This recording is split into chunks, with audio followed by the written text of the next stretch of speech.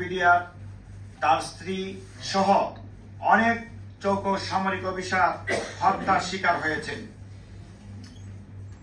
অথচ বিডিআরের 13 জন সদস্যের কমিটি নিয়ে যমুনাতে যখন মিটিং চলে, তখন তাদেরকে প্রশ্ন করা হলে হত্যাকাণ্ডের ব্যাপারে তারা সবকিছু অস্বীকার করে, যার ফলে দেশের মানুষের কাছে এই হত্যাকাণ্ডের ঘটনা আজও অজানাই রয়ে গেল।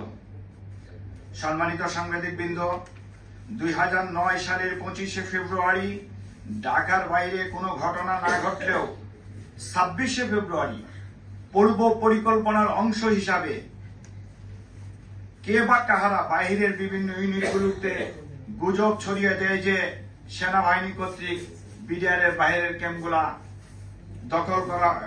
দখল করে নেওয়া হবে। এতে করে 26 তারিখে বাইরের ইউনিটের বিডিআরের সদস্যরা আতঙ্কগ্রস্ত হয়ে ওঠে।